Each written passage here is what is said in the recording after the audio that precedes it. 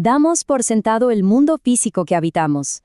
Caminamos, rodamos y cruzamos nuestras ciudades casi en piloto automático. Y los objetos que nos rodean nos parecen simples herramientas, ¿verdad? Pero resulta que no lo son, para nada. Son huellas. Detrás de cada mecanismo cotidiano hay historias increíbles de supervivencia humana. Necesidades silenciosas que transformaron el diseño de nuestro mundo.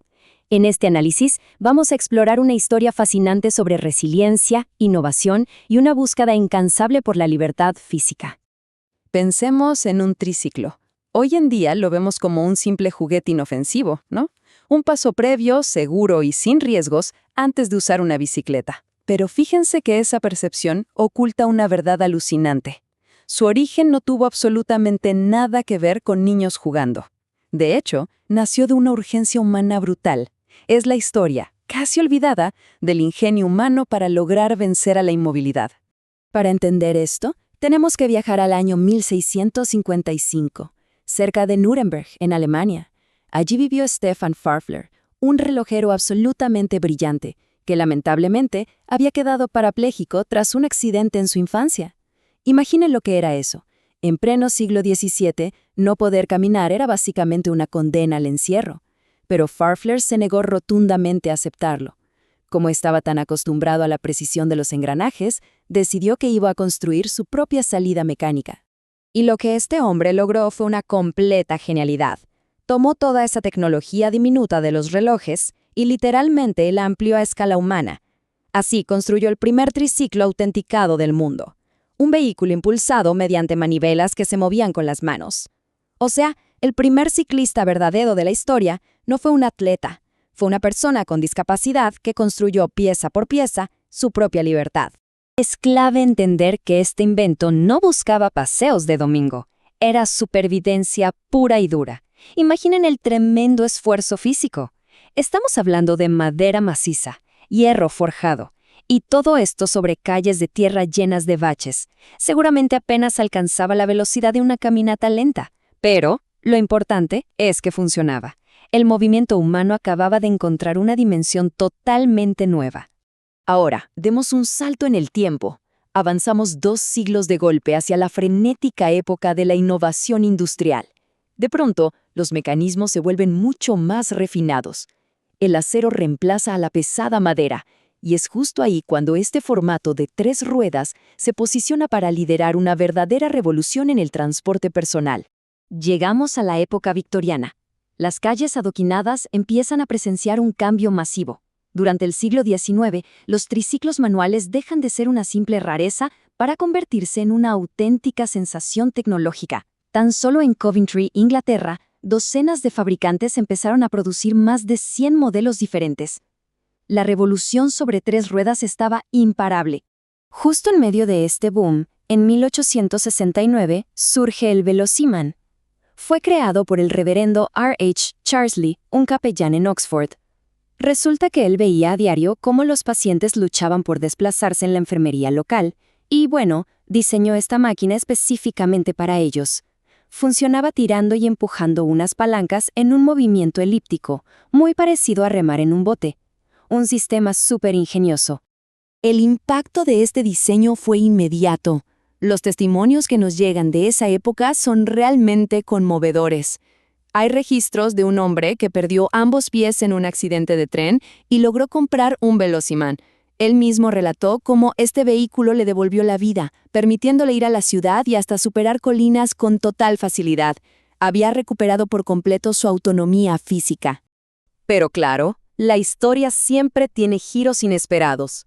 El Velociman terminó cruzando una frontera. Pasó de ser una herramienta de ayuda médica a convertirse en una moda masiva para la alta sociedad. Y pegó fuertísimo, especialmente entre las mujeres. Piénsenlo, las estrictas normas sociales y los vestidos súper pesados hacían que montar una bicicleta tradicional fuera imposible. Así que el triciclo ofrecía una manera elegante y permitida de moverse. Y esta fiebre alcanzó a personas famosísimas. Miren, hasta el mismísimo Lewis Carroll, el autor de Alicia en el País de las Maravillas, cayó rendido a sus encantos. En 1882, escribió en su diario sobre un paseo estupendo de 4 millas junto al inventor. Quedó tan fascinado que hasta le mandó dibujos matemáticos para mejorar la dirección. Básicamente, se convirtió en el vehículo de la intelectualidad. Sin embargo, todo auge tiene su ocaso. Llegamos a la década de 1880 y el panorama cambia de golpe.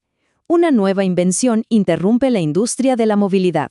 Todo el sistema estaba a punto de dar un giro definitivo, y con ello le daría la espalda a sus propios orígenes. Entra en escena la bicicleta de seguridad, impulsada por cadena. Y la diferencia comercial era brutal. Mientras que el triciclo era inclusivo, superestable y accesible, la nueva bicicleta era más barata y muchísimo más veloz. Claro, exigía equilibrio y destreza física, pero la velocidad ganó la batalla. El mercado se desplazó de manera agresiva hacia un ciclista mucho más atlético.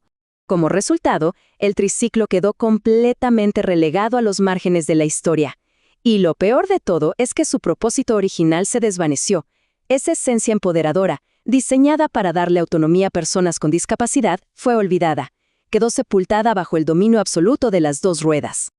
Pero el buen diseño nunca muere. Los objetos llevan significados que pueden esconderse un rato, pero siempre resurgen. Es como si el ciclo se cerrara. Hoy, en pleno siglo XXI, estamos presenciando el regreso espectacular de aquel mismísimo concepto original. La necesidad humana vuelve a conectar con la innovación. Veamos el caso de Isabel Clement, usuaria de silla de ruedas. Cuando su hijo pequeño aprendió a ir en bicicleta, ella no podía seguirle el ritmo sobre el pasto o la grava del parque, así que la solución fue un hand cycle, una bicicleta manual acopiable. Esa simple innovación le permitió navegar por Londres de nuevo y recuperar todo el terreno perdido.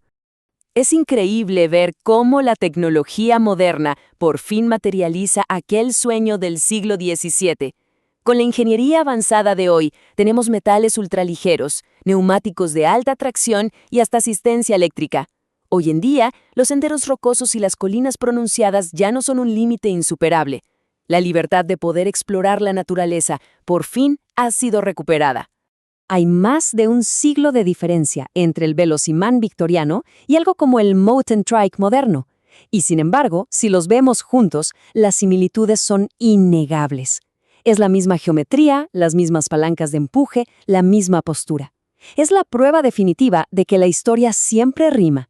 La innovación tecnológica actual está resolviendo exactamente el mismo desafío humano que abordó Farfler hace tantos siglos. Entonces, vale la pena preguntarnos, ¿será que los objetos cotidianos que nos rodean esconden los ecos ocultos de nuestra propia humanidad? Al final del día, las herramientas no son solo piezas inertes de metal o madera.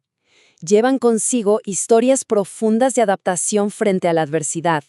Son el reflejo mecánico del impulso humano más poderoso, nuestro derecho universal a movernos libremente por nuestro mundo.